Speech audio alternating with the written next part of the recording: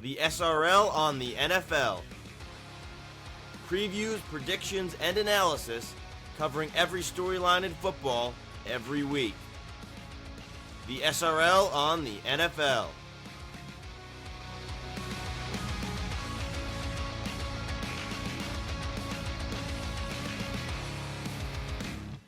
Welcome, everybody. Thank you so much for tuning in to the SRL on the NFL. This is episode number 2. And after last week, we were excited to get this going. Week 2, here we are. We're going to be doing our recaps of week 1. We're going to be doing our predictions of week 2. So, Alex, joining me as always. How are we doing? Are we ready to go? Oh, we're locked in. I mean, crazy week 1, but every week 1 is crazy, and I'm ready for week 2. Yeah, absolutely. We both went 8-8 in our predictions, which was interesting. 8-8 with different games. We didn't all have the same ones picked going in. But yeah, a lot of upsets, which were surprising. But then again, it's week 1. It's always the hardest one to predict. And we're going to go right ahead, start with the recaps. We're going to start with that Thursday night game, the Ravens and the Chiefs. And the Ravens, Dan, they almost took it from the Chiefs right at the end. But the Chiefs, as I expected, they did prevail. Yeah, I just thought Baltimore would maybe come out with a greater sense of urgency. They were obviously mad that they got bounced by them last year in the playoffs. But yeah, Casey just showed their championship pedigree and was just able to take over in the big moments. If Likely had maybe just a slightly smaller foot, we'd be talking about a completely different outcome. But what are you going to do? You know, it reminded me of Kevin Durant's toe from a couple of years ago. I think everybody got reminded of that. Yeah. But yeah, no, same thing. If he gets his toe in just by a little bit more, then it's a different game. The Ravens go away with the win. So it's an interesting way to think about it. But on the Chiefs side of things, their defense looks as good as it's been the last couple of years. And the offense, same thing. Their line looked good, but I think the wide receiver room is way better, as we talked about last week. It's way better than it was last year. And adding a dynamic player like Xavier Worthy in there just makes it even that more special. He had 2 touchdowns, one in the air, one on the ground. So that really opens up a lot of options. It's so scary. I have a group chat with my friends, and I wrote, wow, they have Tyreek Hill back. That's what it felt like after that. That's dangerous. That is dangerous, yeah. Like, they won the last 2 championships without Tyreek Hill, so yeah, add another one in the mix. Here you go. You add a speed demon again. It's crazy. So I'm saying they get rid of Tyreek Hill. They win 2 championships, and last year was the year to beat them, and then nobody can do it. So, but I think if you're the Ravens, another good game. They can't beat the Chiefs, but the thing that scares me for them is they let Lamar do too much on the ground. It's not a sustainable method to win, and they got to find a better way to pass the ball and run the ball, not with him, because A, it's not going to keep him healthy, and B, you can't win games like that. And then the issue is also with Derrick Henry. They didn't really utilize him much after the first half. I have never really been high on Henry going into this year. He's just obviously shown a lot of regression over these past few seasons. And then he gets brought into Baltimore and everyone thinks he's still like a top 5 running back or top 6 running back. I don't know, but I just thought those expectations were way too high for him. Even Harbaugh said himself, we're not expecting him to have like 20 or 30 carries every game because he's just not that type of player anymore. Yeah, I do think they didn't use him enough, however, so they got to find the right balance to get him involved because, like I said, you can't have Lamar Jackson running the ball that crazy. All right, so then we had our first ever Friday night game, the Packers and the Eagles. Now, this one was surprising to me. We both picked the Packers. The Eagles did end up winning, but I had the feeling that I don't think the Eagles looked very good and kind of were lucky to escape with the win. Yeah, I mean, that's a fair take. Their defense definitely looked questionable at times, especially issues in the secondary, which has constantly been an issue with this team over the past, at least season, with their breakdown towards the end of last year. A lot of secondary issues. But, yeah, you look at, I mean, the Packers, they played a very solid game, definitely. The Eagles, though, they looked pretty solid with their new pieces. I was shocked. I thought that Saquon wasn't going to have such a dominant game out the gate. I thought he would still be very good under this Eagles offense, but I thought it was going to take some time to gel and mesh. But there you go. He fits right in. He had his first carry was for -5 yards. And people were joking about it. And then here he goes, bursts on the scene and gets 3 touchdowns. Yeah, I think Saquon Barkley is the only reason they won this game. I mean, the offensive line is going to take some adjusting. They lose Kelsey, and you also got Mekhi Becton playing right guard, which That's never a thought scary I would thing. see. Yeah, But like, I'm surprised, and I said that I don't think the Eagles looked that good because I think Jalen Hurts was awful in this game. Honestly, like I don't think he looked good at all. He was one of the lowest rated quarterbacks by PFF this week, and just he threw two of the interceptions that he threw were just awful throws, like bad decision, bad read, and it's just right to the Packers. So I think he's got a lot more pressure on him. They're not going to be able to get away with using the tush push every time like they did last year. So they're going to have to find ways. I think that's part of why they signed Saquon Barkley, because they knew they were losing those linemen. That's going to have to open things up in the run game that way. But look, it's still a good team, and they still, the Packers are one of the better teams in their schedule, but they're still going to have the Cowboys later on and other good teams in the NFC. So again, they're can't say anything bad after you get a win. If things to work on for sure, but if you're the Eagles, I think they got to definitely work on that, and hopefully Jalen Hurts doesn't get flustered like he did in this game, because you could tell he definitely was with more pressure, and I think that'll improve as he gets more accustomed to that, because we know he's good with his legs too. yeah. The thing with Jalen Hurts, at least towards, like I've been saying with this team, the back end of last season, he was just a turnover machine. People were saying that he was maybe injured or fighting through injury or whatever. But then first game back this season, I was expecting to see a more refreshed first half of the season Jalen Hurts of last year. And again, he was just back to the turnovers right away. So if he could clean that up, they'll be a much better looking team. For sure. So our first game of the 1 o'clock window on Sunday was the Steelers and the Falcons. We both thought the Falcons were going to come out and win this game. There's a lot of hype surrounding Atlanta with their new additions, but Kirk Cousins did not look the part in this one, and the Steelers managed to win without scoring a single touchdown, which is just insane. It's crazy because that is the most Steelers thing I've ever heard in my entire life. Yeah. Their offense just being, mediocre at best, and they pull out a victory because they have a really good defense. Yep. Kirk Cousins looked terrible in this game. Also, a lot of people were noticing that his footwork on dropbacks looked completely different from what he used to do. The Which, Achilles. yeah, could be concerned with. Obviously, the Achilles was repaired, but there just could be concern of trusting it right away. It's also, yeah, because his injury was later on in the year compared to Aaron Rodgers, which we'll get to later, where he had the first game, right. more time, and that's also a different surgery. I think Kirk had the regular one that's typically been done over the years. So Correct. yeah, I don't think it's to be rushed back, because if he wasn't ready, he wouldn't be playing. Right. But it's probably not like 100% to what he's used to playing with. Yeah. It's all about that, like, comfortability. If you don't feel comfortable playing, you're not going to play like yourself. He didn't have, like, the amount of, like, power that we're used to seeing him have on, like, his throws. So that, to me, is a big concern now with this Falcons team. I mean, again, maybe it's just new pieces, we're just gelling and all that stuff. Could be a possibility, too, but not a good look right away. Yeah, Kirk 16 for 26, only 155 yards, 1 touchdown, and 2 interceptions. So definitely want to work on that a little bit more. So next game, Arizona and Buffalo. This one you had correct with the Bills. I went with the Cardinals going for the upset, and they had the lead at one point. I believe it was 17-3. Yeah. But the Bills eventually figured it out, settled in, and their offense kind of took over. And as expected against a team like the Cardinals, but I said I think they were going to show some fight, and you never know. Week one, you can catch somebody by surprise. And the Cardinals almost did that, and I think they're going to be a team all season where they maybe won't win a lot of games, but they're going to be in, I think, every game.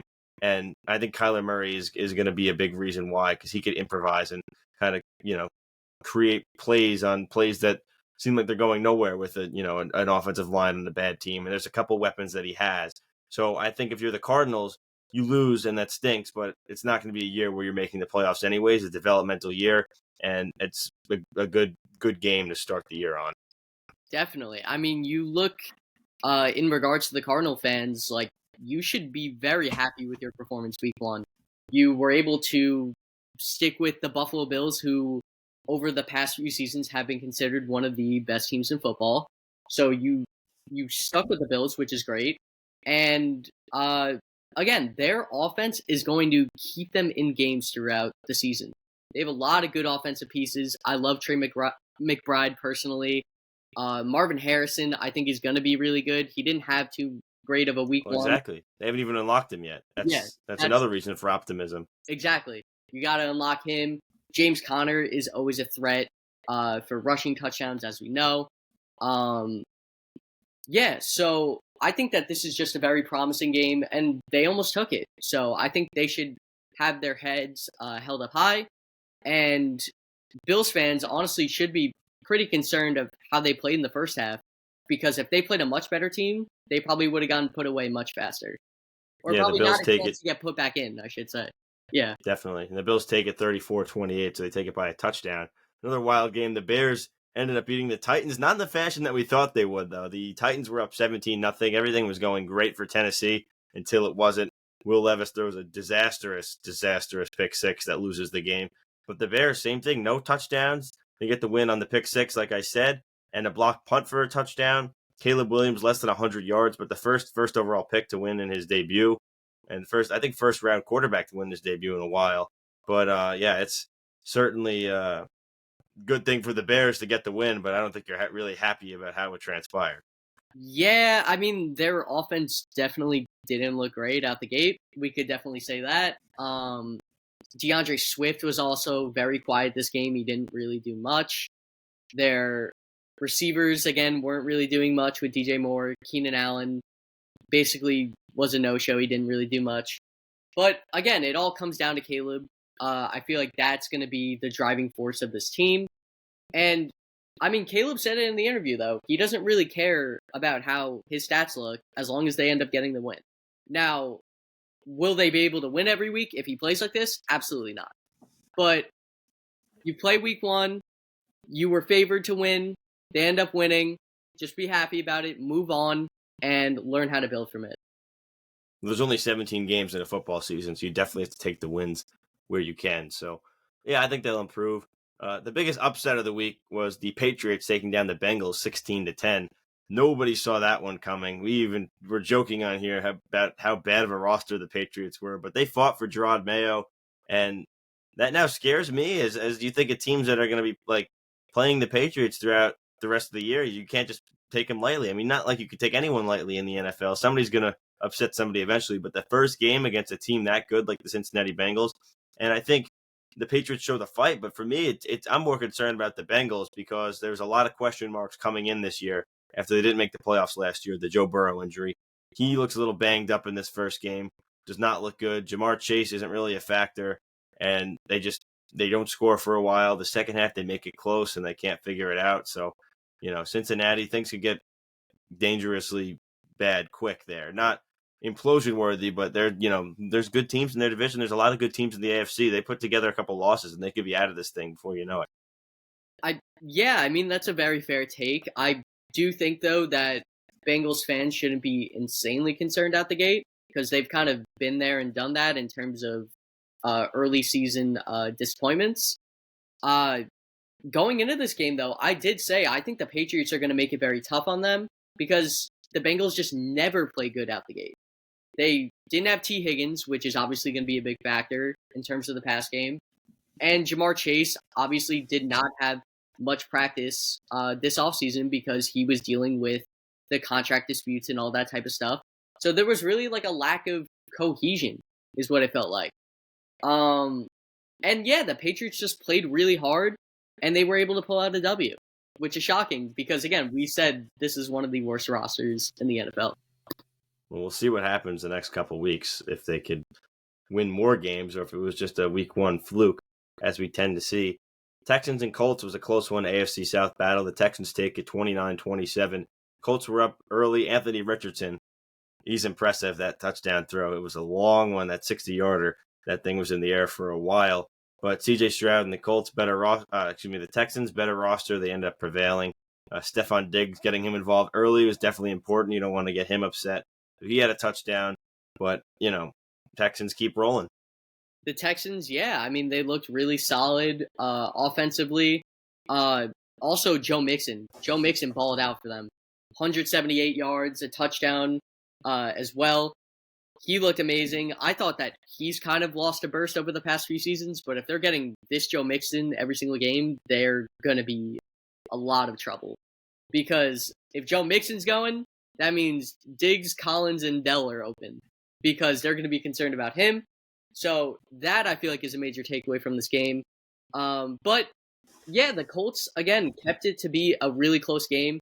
I think they're going to all be very much contenders for that AFC South.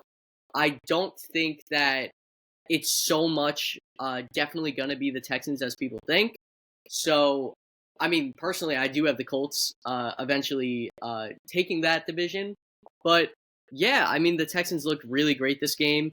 Diggs getting involved early is obviously a great thing. I think he had 2 touchdowns, right? Yeah, I believe he had 2. Yeah, 2 touchdowns. So getting him involved early is great. And yeah, you look at this offensive attack, and it's going to be very nasty for years to come. Yeah, that division's always an interesting one. Every game really counts, because especially when they play each other, because it's going to be so close by the end. If you want a full look at our predictions, they're on our Instagram. We have graphics up for all our division winners and our 3 wild card picks and the seeds they'll be in.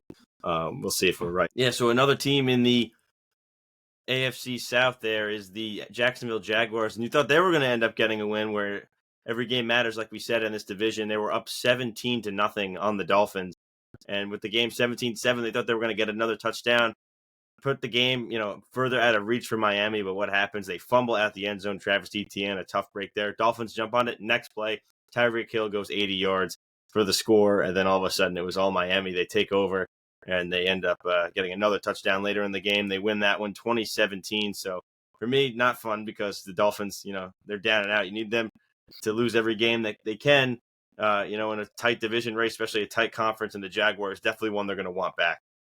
Yeah, definitely. They, it was basically a tale of 2 halves.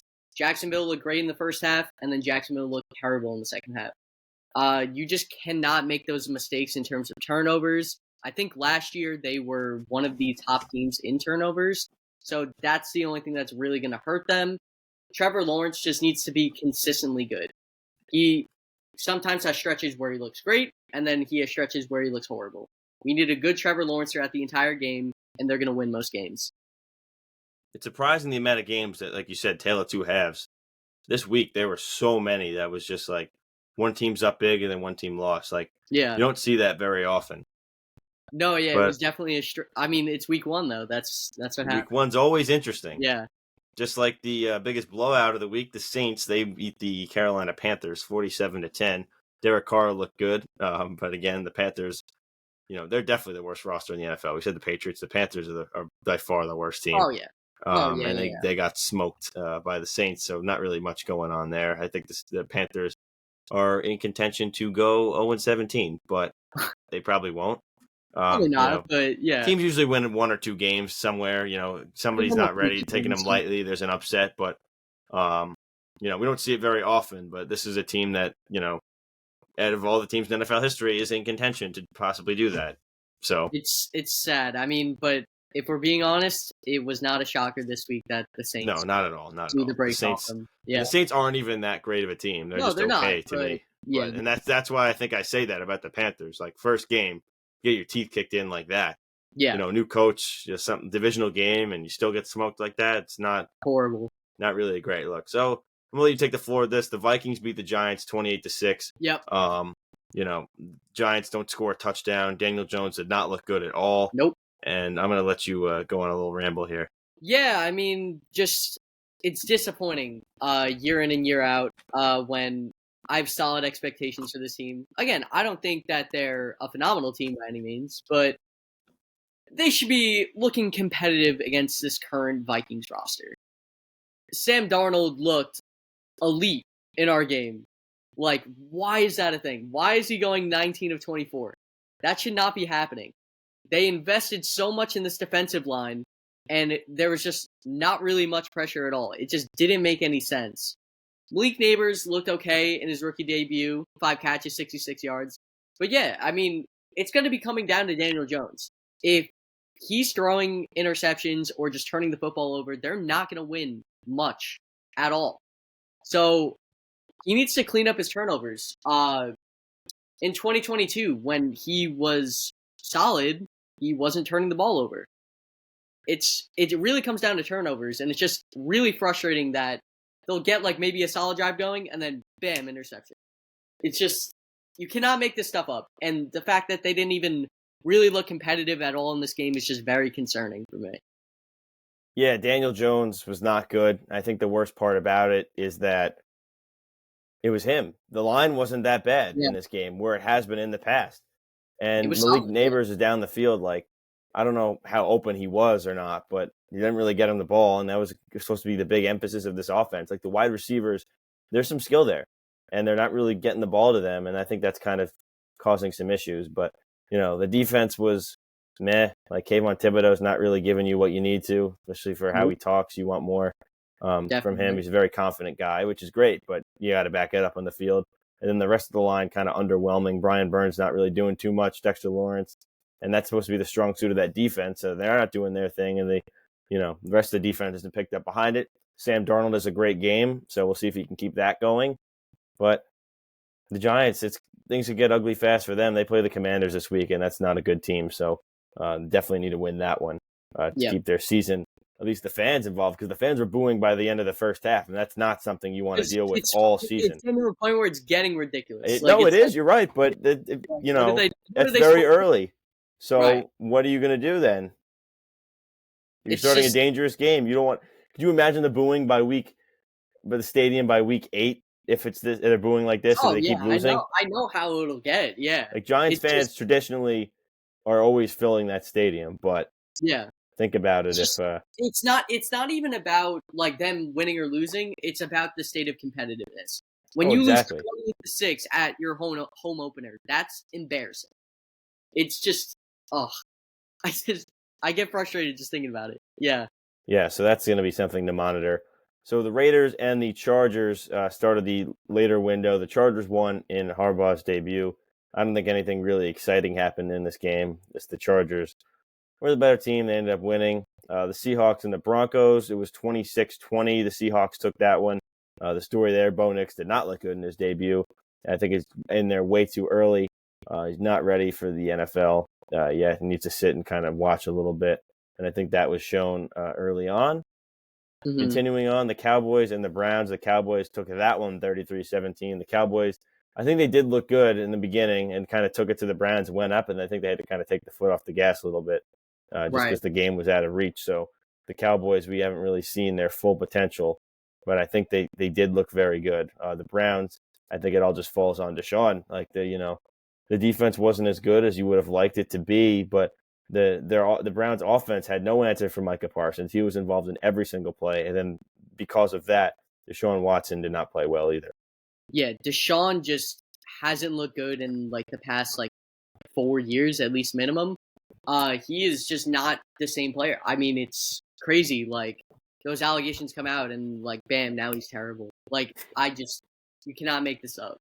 And yeah, their run game wasn't too great either, which is something that they usually pride themselves on.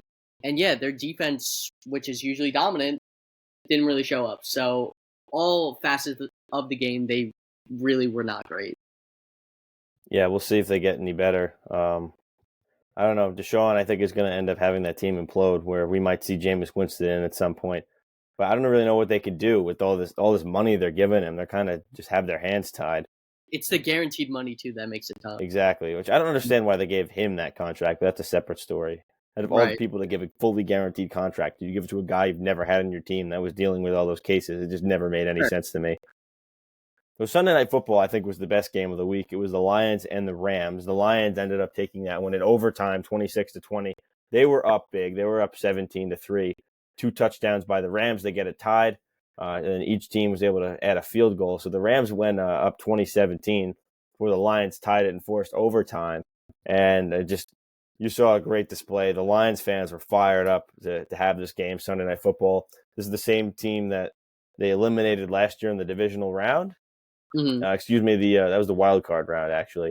Yeah. It's just it kind of came where they left off. They were up big, and the Rams showed their resilience, their veteran leadership, able to crawl back in that game. Cooper Kupp looking like vintage Cooper Kupp, doing his thing. And then, the Lions in overtime, they get the ball and they just storm down the field. Montgomery the Rams had no answer for that running attack, and they ended up taking it. But I think for both teams, if you're the Rams, you're like, look, we're still a playoff team. We still think we can get there. And the Lions are just showing like this is where we're going to be. Same thing as last year. We're going to be a top Yeah, team. yeah, definitely. I think in terms of the Lions, we should not be sleeping on them. I still expect them to fully win the North. The Rams obviously did look really good. Cooper Kupp looked great. He looked like his old self, like you just mentioned. The biggest concern, though, for the Rams is obviously the injury to Puka Nacua. He's now on injury reserve, from what I understand. So they're going to have him on the shelf for a while, which is pretty concerning for that offense. I mean, they still have Kupp, though. They still have other players that could maybe do some stuff like Tutu Atwell. Kyron Williams needs to get more involved, though, obviously, if you're going to lose Puka. But again, a solid effort from them, but the Lions are just a very good team through and through. And yeah, they kind of have their number, it seems, at this point, and they take the win there. Last game was the 49ers and the Jets. The 49ers ended up taking that one 32-19. So we got to see Aaron Rodgers in a Jet uniform and actually play more than 4 plays. So that was exciting. Threw his first touchdown pass in the game. Their first touchdown drive of the night, the Jets went up 7-3. And yes, they actually did have a lead in this game. Was probably the nicest drive I've ever seen in my entire life of watching New York Jets football, which is sad to say the least, but it was fantastic because Garrett Wilson was open. They were feeding him the ball, and he's going to be a machine getting Rodgers to throw him the ball all year. But I think, a lot of people are focusing on the Jets and how they didn't look good, where the defense was putrid. I'll just say that now. Like, the defensive line has been the identity of this team the last couple of years. When the offense was doing nothing, the defense was always showing up and keeping them in games, and they just couldn't do anything. They gave up points on 8 straight scores. All these guys that they wanted to fill the roles, Jermaine Johnson and with Bryce Huff leaving to get to the quarterback, he didn't do anything. Hassan Reddick sitting on the side, probably like, this is great. I can come in and fill in here. Will McDonald was a first-round pick last year. He hasn't done anything. And they're letting Brock Purdy having all the time in the world, and that's what kind of set up this game. Mason was the undrafted running back playing for Christian McCaffrey. He dominates. The run defense was invisible for the Jets.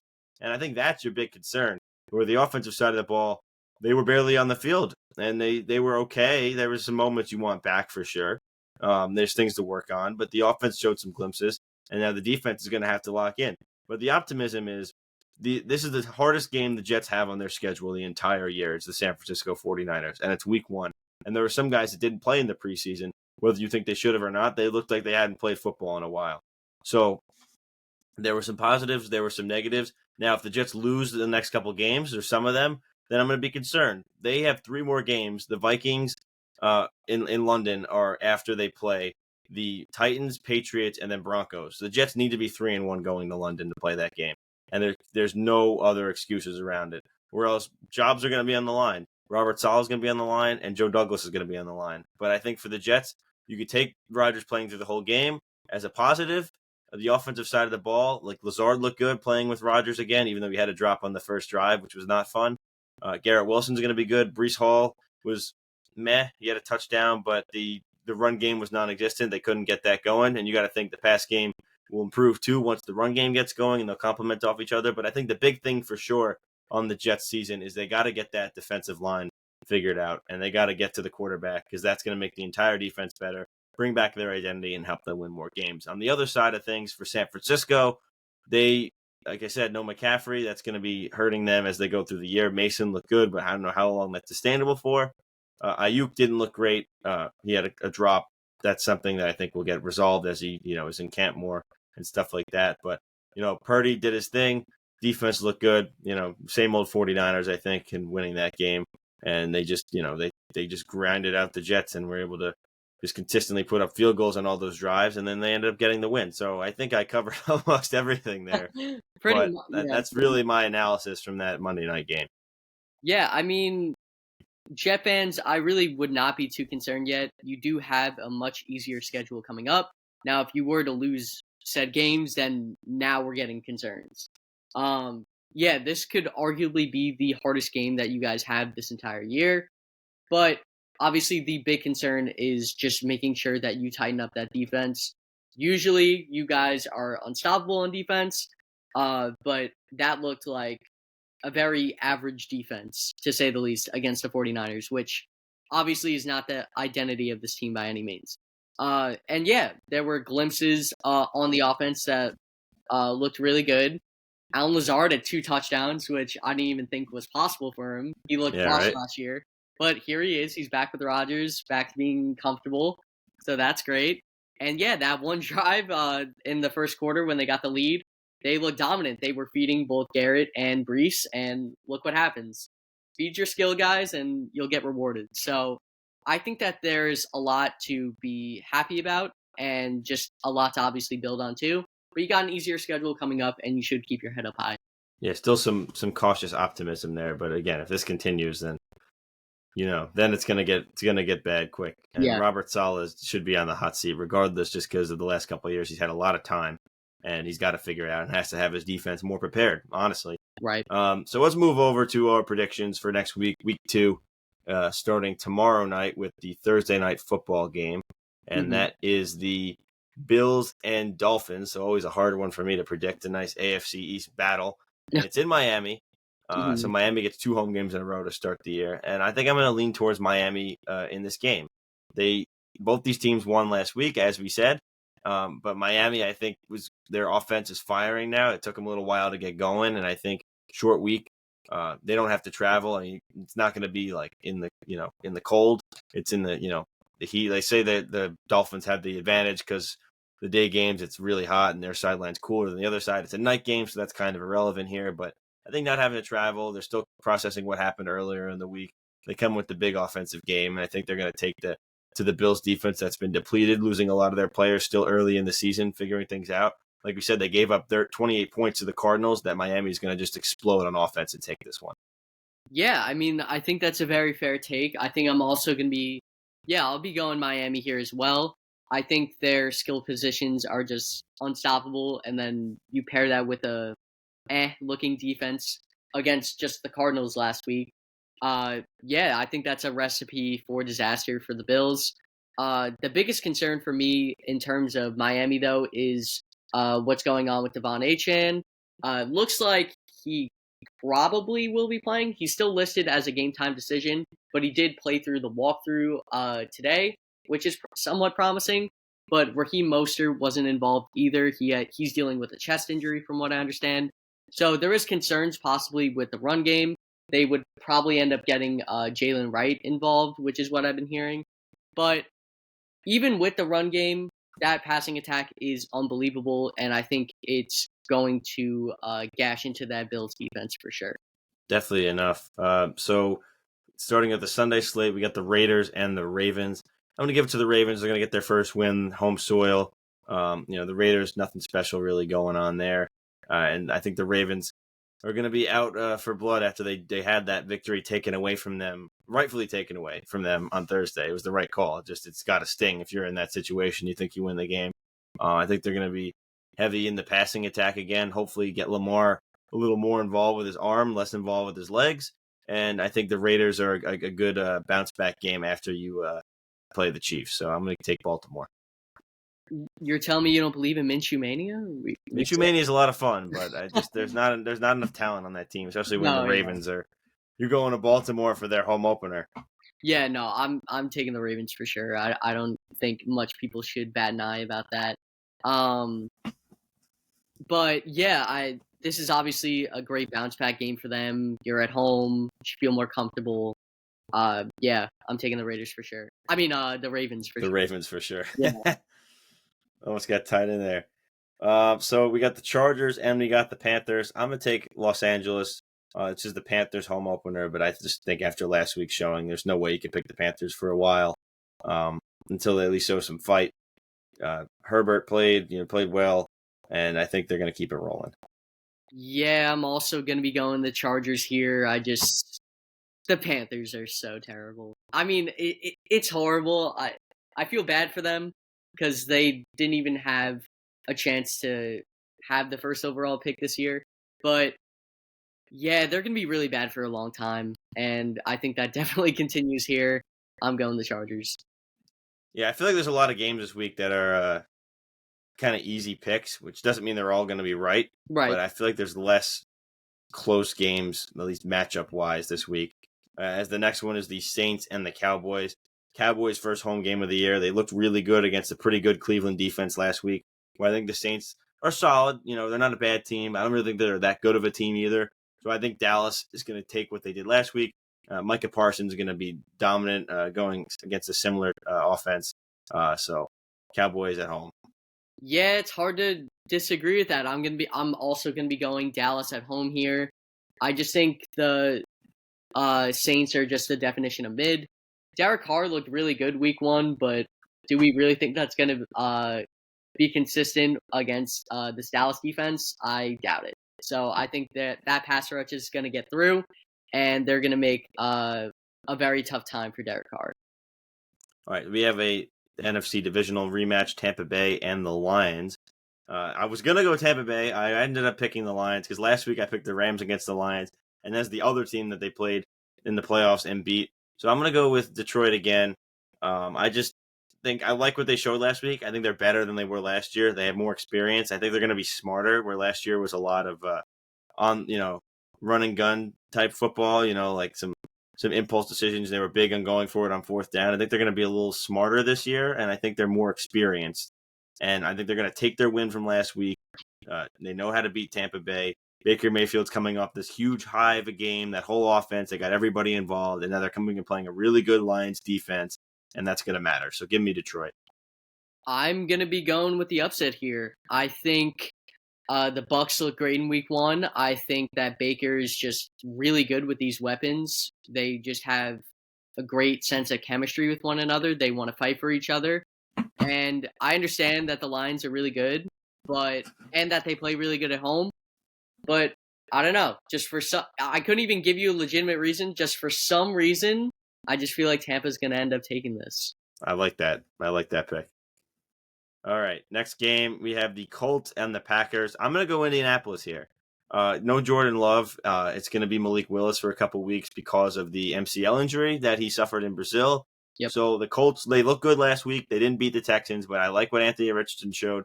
The offense is playing well. I think that they're going to have a shot. Like you said, you have them winning that division. So I'm going to take the Colts, and I think they even out at 1-1. Yeah, I'm also going to be going the Colts here for sure. I just don't trust Malik Willis at this point of his career. I think that they just don't have much going on there. At least he hasn't shown me much promise. I understand he looked great in his draft and on his tape and all that, but I don't really know much on the NFL level with him. So I'm definitely going to be going the Colts here just based on the idea of them starting Malik Willis. Yeah, Malik Willis really hasn't shown much so far in the NFL. He's just looks like a career backup at this point. So Yeah. if he could just step in and be good enough for Green Bay, that's good. Their schedule isn't too difficult in that stretch. But then also on the flip side, it's tough because you think if you have your starting quarterback, they're going to be games that you should win, and now there may be toss-ups. Right. So that's definitely a tough look for the Packers. Moving along here, we got Cleveland and Jacksonville, and I'm kind of going to take the same approach as I did with that one. I'm going to take the Jaguars over the Browns. Bounce back after a loss, which I guess both teams are coming off tough losses. But I think from the perspective of the Jaguars, they had that game won, and they kind of let it slip away where Cleveland wasn't really in it. And I think that they're going to pounce on that opportunity. Don't want to let it slip away again. And, Cleveland's reeling right now. I think they're going to go down to Deshaun Watson, who's been struggling, is feeling the pressure, and they're going to win at home. Yeah, I'm also going the Jaguars here. I don't know what it is. It's so crazy that now in my head, I think of Deshaun Watson as a bad quarterback. That's how it is now. I would never think, like, a few years ago that would ever be the case, but he's just not good anymore. And yeah, I think this Jaguars team is furious that they had a game, let it slip out their fingers, and they're going to play very tough at home this week. And yeah, I'm taking them. Yeah, at least this quickly. It's definitely interesting. We got the 49ers and the Vikings. Sam Darnold did look good last week, but it's hard to go against San Francisco, especially after they dismantled that Jets defense last week. So I'm going to ride with them again. Yeah, I'm also just going San Fran here, especially since they looked so good against the Jets defense, and Ayuk wasn't even playing great. Now imagine if Ayuk was playing great and you're playing just the Vikings defense. Yeah, give me San Fran all day. So Seattle and New England, a Super Bowl 49 rematch here. You know that was now a while ago, but Yeah, I'm going to take the Seahawks here. This game is in New England, but Seattle, they got the win last week. You know, all good things have to come to an end. And while New England now is an upset potential for anybody because they beat Cincinnati, Seattle, I like their chances in this game. And you know, New England, I think coming off of that high, they're going to be expected to do it again, and they're not going to be able to do it, kind of thing. So yeah. I'm going to take the Seahawks. Yeah, I'm also just going Seattle here. I just think they have better skill positions. Their roster just overall is just better than the Patriots. But I mean, we said this last week, and then look what the Patriots Exactly. do against the Bengals. Made the pick so a little bit harder. Right, but I don't know. I just think I'm taking Seattle here. I trust Geno Smith more than I trust Jacoby Brissett. And yeah, their defense also, in my eyes, is much better than the Patriots as well. All right, time for the New York games. We get the Jets and the Tennessee Titans. I'm going to ride with the Jets again. I don't think that's any surprise there, but Tennessee, they lost that game. And they were up 17-0. Will Levis did not look good, and I think this is a good opportunity for a bounce-back game from that defense to go up against a quarterback in his second year, coming off of a loss that he probably put a lot on himself and kind of can take that nervous quarterback. The D-line's going to need to get in there, cause some pressure, and I think that'll make everybody better if they are better. And you got to think they're hungry. Quinn and Williams even said they know they have to be better, and I think that they're going to go into Tennessee, another road game for the Jets, and then take care of business. Yeah, I also agree. I'm going the Jets here. I think this is an obvious great opportunity for a revenge game for the Jets. They're obviously not too happy about their performance week one. But again, like we mentioned earlier, they did show some promise, which is great. But yeah, this is a very easy team to bounce back against in the Titans. I don't think that they're too great. So I like the Jets here as well. All right, moving along. So the Giants are in Washington, and I'm curious to see what you just think is going to happen here because you are a Giants fan, Mm-hmm. and the Giants, after a not great performance last week, are playing a not great Washington team that lost by a lot to Tampa Bay, but Mm-hmm. showed some a little bit of promise. You know that they could be a fun team. So I'm curious to your thoughts here. So the way I view it, until I'm proven otherwise, I think that the Giants just own the Commanders. So I'm just going to be taking the Giants. I think this is going to be the last time in a really long time that I will be picking the Giants on the show. But yeah, I think their O line obviously at least looked much better than it has in previous years, week one. So that's one of the great promising storylines that we could take. And this Washington team overall is just not too great. So I think there is a obvious opportunity to bounce back here. We just need a solid Daniel Jones, just no turnovers, Daniel Jones, and I think that they could easily win this game. So that's a fair assessment, and I think I'm going to pick Washington for part of the reason you just mentioned. I think Jaden Daniels showed me enough last week where I probably would have maybe picked the Giants if he didn't Mm-hmm. to win this game. But I think Jaden Daniels showed enough last week in his first game to give me the Commanders over the Giants in this game because I think it's going to come down to him playing better than Daniel Jones. And the Commanders, their fans are going to pack out that stadium. They're, I think, excited that they have this quarterback in his first game at this home stadium. They have a lot of good veterans on that team. Well, they're not a great team overall, but I think this is an exciting game for them and that fan base that think they're going to be kind of moving into the future. Obviously, they have their new owners. First year was last year. So I'm going to take Washington in this game. Like I said, I think the quarterback is going to be better for the Commanders. Yeah, no, I mean, I don't hate that take at all. I think Daniels definitely showed a lot of promise week one, but I mean, if Jones cannot show that he's better than a rookie quarterback versus him in week six, then there's major issues. It's true, but Jones making rookie level mistakes last week, so Yeah. we'll definitely see. Next game is the Rams and the Cardinals. I'm going to ride with LA again. I rode with them last week against the Lions. I think they do similar damage against a inferior team in Arizona, and they get their first win of the year. I think I originally was thinking the Rams, and now I think I'm going to be switching my pick. I think I'm going to be going the Cardinals here. I liked how they looked against Buffalo. I thought that offense looked very explosive. They're going to be at home. They're going to be very motivated to pull out a victory there.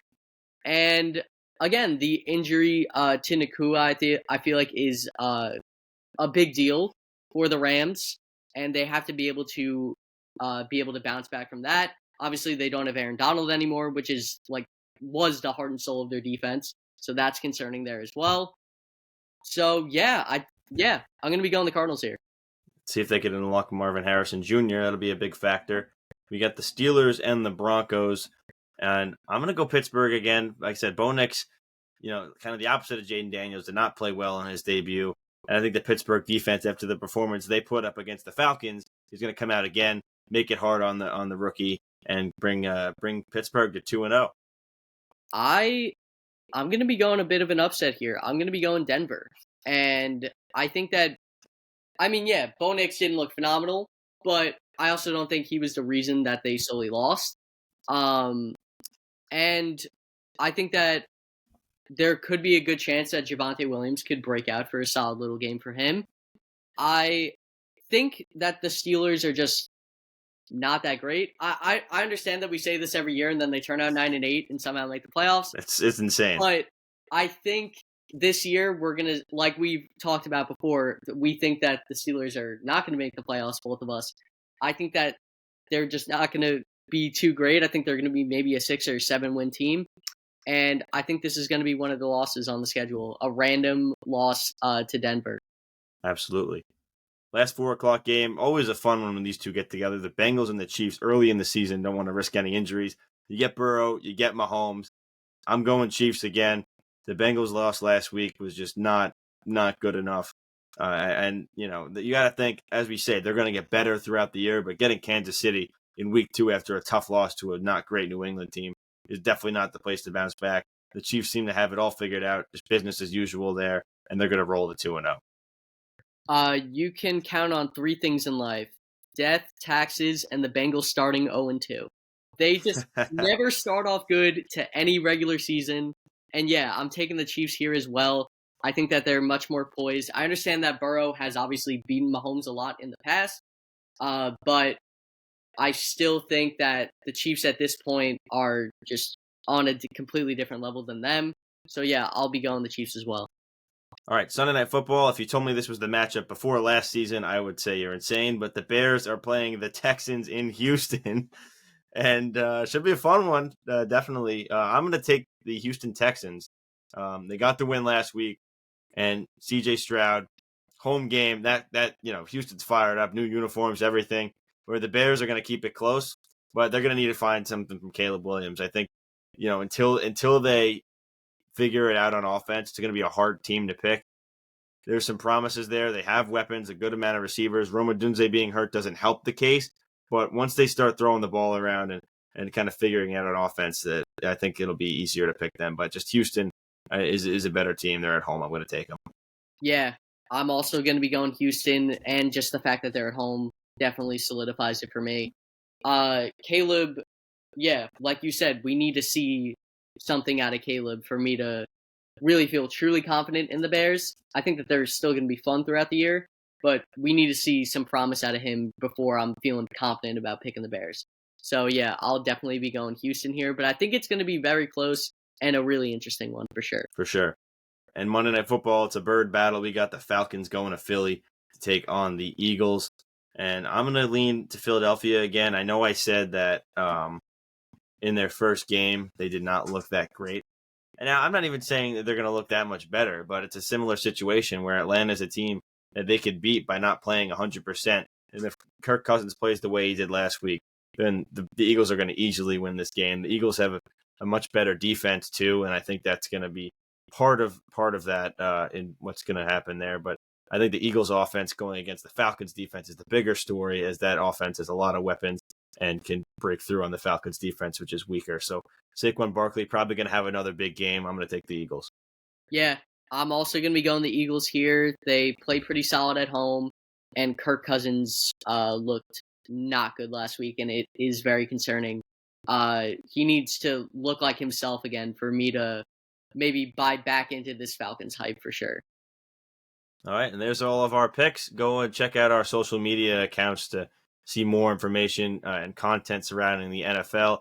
Yeah, you can find our picks on there. We're going to do every week. There'll be a post with that, and then our records after the week, and our overall records. The winner's going to get something. I don't know, maybe just a We'll figure it out. you won kind of thing. But Right. this was episode number 2 of SRL on the NFL. Thank you so much for tuning in, either on YouTube, Spotify, Apple Podcasts, wherever you are watching or listening to this. Thank you so much. Make sure to follow us on social media at srl.media and on Instagram and TikTok. And for Brendan Yerkes, and joined as always by Alex Facciponte, thank you so much for tuning in.